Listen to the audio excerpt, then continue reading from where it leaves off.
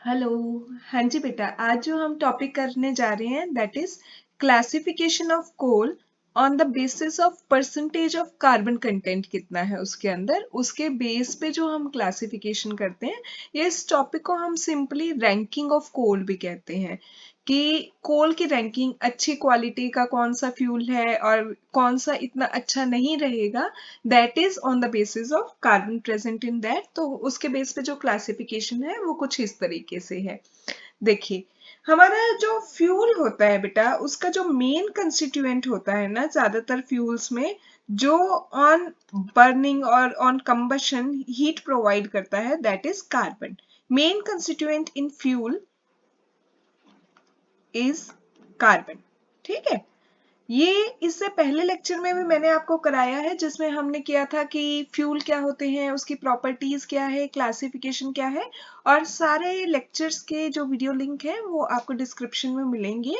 उसमें हमने किया था बेटा कि फ्यूल जो है उसको जब हम ऑक्सीजन के प्रेजेंस में जब वो रिएक्ट करता है, कंबशन होती है, तो जनरली प्रोडक्ट बनाता है और हीट प्रोड्यूस करता है।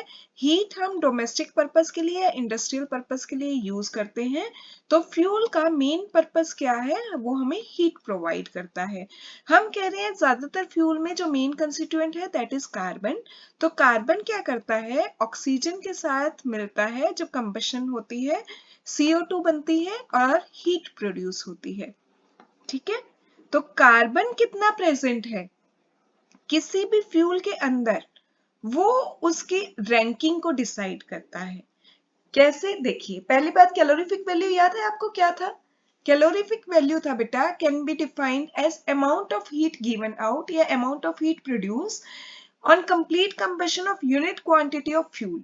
अगर आपका सॉलिड फ्यूल होता था तो हम क्या करते थे, 1 ग्राम फ्यूल को बर्न करने पे कितनी हीट प्रोड्यूस हुई, दैट इज कैलोरीफिक वैल्यू। अगर आपका फ्यूल लिक्विड होता था तो यूनिट वॉल्यूम लेते थे हम, कि 1 ml फ्यूल जो है उसको बर्न करने पे कितनी क्वांटिटी ऑफ हीट प्रोड्यूस हो रही है, that is it's calorific value. तो मेन कैलोरीफिक वैल्यू क्या है कि आप जब फ्यूल को बर्न कर रहे हो तो हीट कितनी प्रोड्यूस हो रही है। जो फ्यूल ज्यादा हीट प्रोड्यूस करेगा वो ज्यादा अच्छी रैंकिंग होगी उसकी। More heat is produced, more heat is produced, or we can say more the calorific value, more the calorific value, fuel would have good ranking, उसकी रैंकिंग अच्छी होगी। ठीक है। तो रैंकिंग किस पे डिपेंड कर रही है कि कैलोरीफिक वैल्यू कितनी है फ्यूल की। Higher calorific value, higher is the ranking. तो अब देखिए बेटा, टेबल से समझते हैं। मैं यहाँ पे एक टेबल बना रही हूँ। इसमें हम क्या क्या लेंगे, इसमें हम लेते हैं कि एक तो फ्यूल जो भी आपने लिया उसके अंदर कोल कितना प्रेजेंट है। ठीक है। और उस फ्यूल के अंदर कार्बन की परसेंटेज कितनी है, साथ में वो कितनी कैलोरीफिक वैल्यू प्रोड्यूस कर रहा है। तो कुछ एक जो, यहाँ सीरियल नंबर डाल देती हूँ, कुछ एक जो हमारे कॉमन से फ्यूल्स हैं। देखिए, वुड होता है जिसमें कोल है, पीच होता है,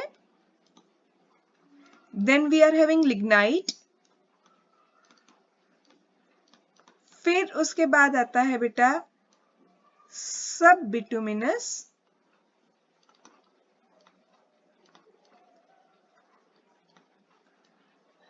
then we are having bituminous, then semi-bituminous,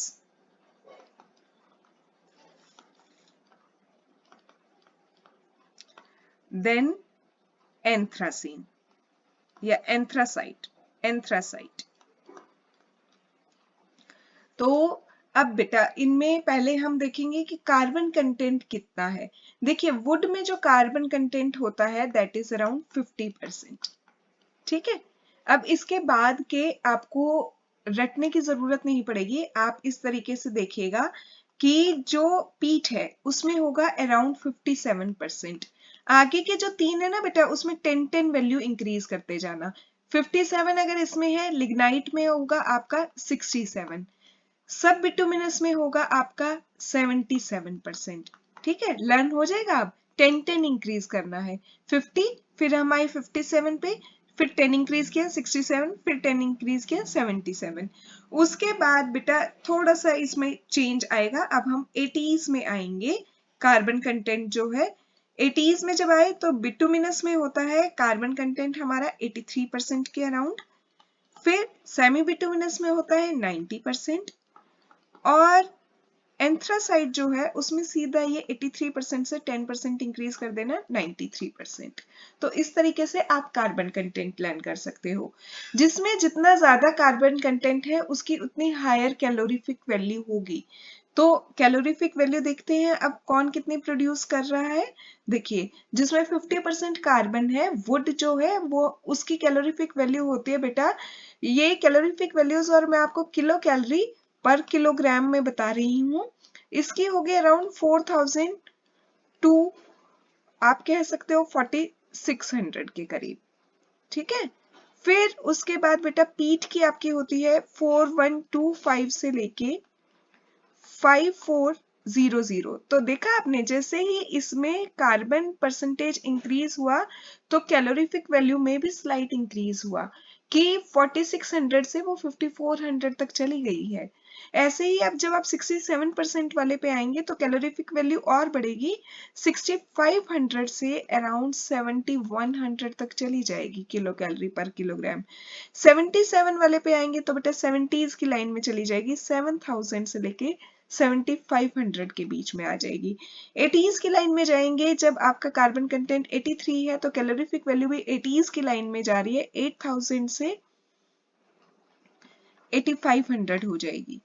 90% वाले में 8350 से लेके करीब करीब आपकी वही रहेगी जो इसमें थी बिटुमिनस में 8500। जब आप 93% वाले पे आओगे तो that is having the highest calorific value of 8650 to 8700।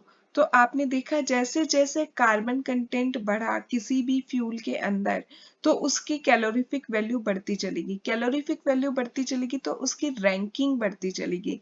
इस हिसाब से अगर बेटा हम रैंकिंग करते हैं तो our anthracite is on first position in fuels. ठीक है, and wood be considered at last पे आएगा वुड आपका। बीच में सेमी बिटुमिनस को आप सेकंड बोल सकते हो, बिटुमिनस को आप थर्ड बोल सकते हो, सब बिटुमिनस को आप फोर्थ बोल सकते हो, lignite is on fifth position, पीट इज ऑन सिक्स्थ पोजीशन। तो जैसे जैसे बेटा कैलोरीफिक वैल्यू इंक्रीज हुई वैसे वैसे उसकी रैंकिंग जो है वो इंक्रीज होती चलेगी। So this is classification of coal on the basis of percentage of carbon की फ्यूल के अंदर कार्बन का परसेंटेज कितना था, हम उसकी रैंकिंग कर रहे हैं। This is all about today's lecture. Have a very good day ahead. और बाकी लेक्चर्स फ्यूल से रिलेटेड के लिए आप डिस्क्रिप्शन बॉक्स चेक कर सकते हैं। Thank you.